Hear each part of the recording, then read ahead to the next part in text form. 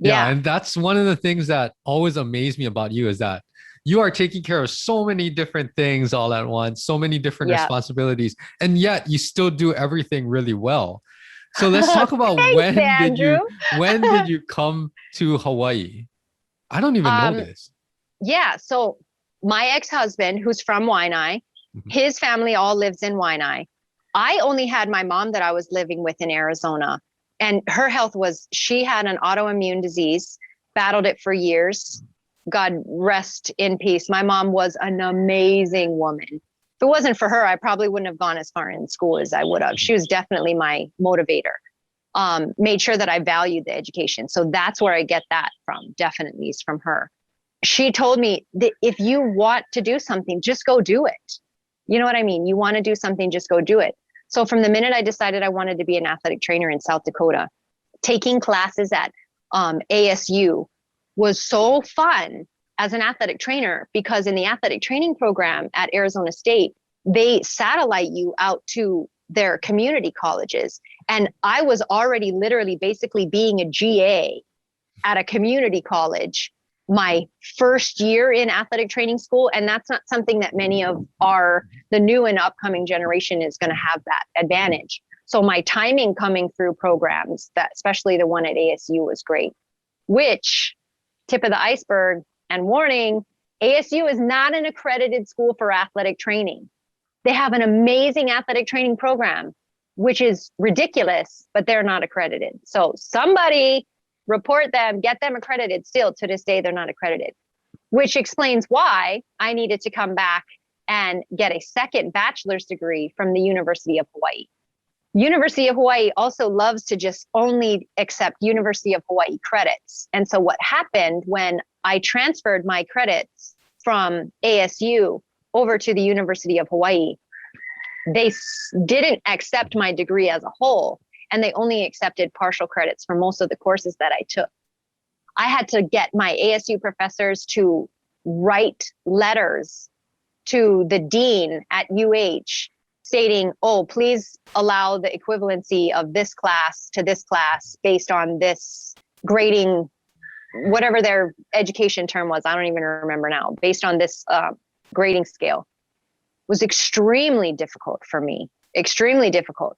But sometimes I feel like the more obstacles that get set in my way, the more it makes me determined to overcome and do what it is that I want to do, Yes. which I think I get that from my mom too. Uh-huh. But by the time we had come here to Hawaii to live, I was raising 3 of our kids at that time, and didn't have, a degree in exercise science from ASU.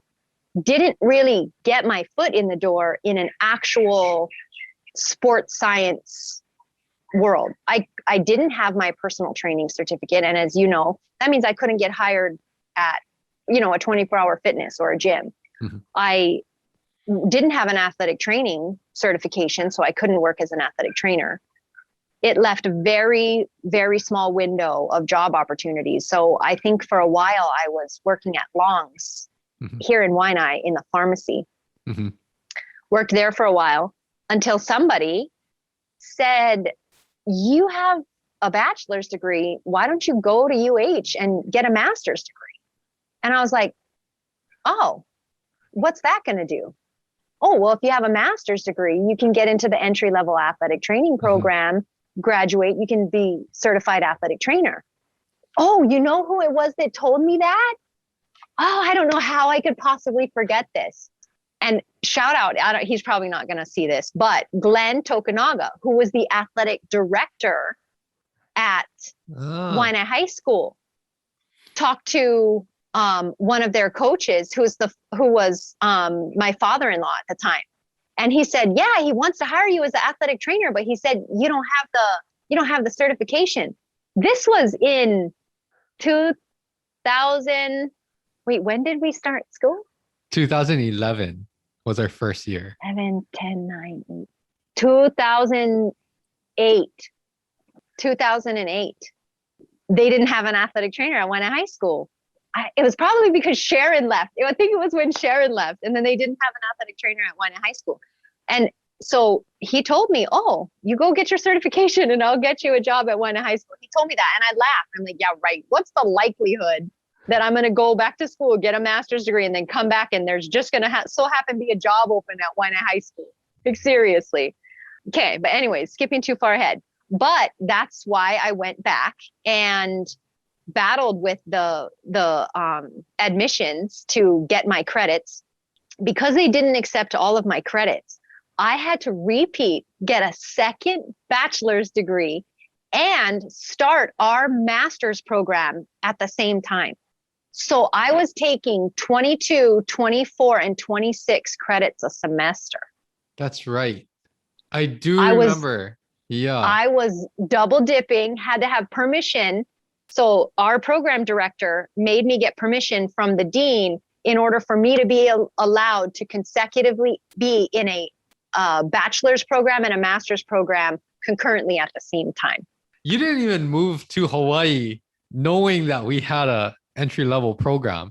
It was just by chance. Just by chance. Yeah. Just by chance.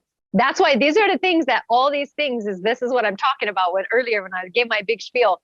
I would have had no idea this little girl from Wyoming is going to have to, going to end up going through all of this and where it's going to take me. Yes. So in 2008, that's when you first learned of this idea of, the program at UH. Before that, did you just arrive to Hawaii or were you here for a little while? We came to Hawaii.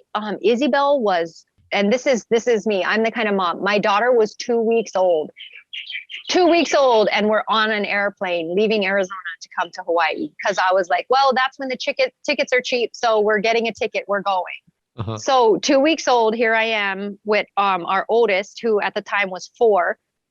Then my oldest was 1.5, maybe, they're 14 months apart. So Malu was 14 months old.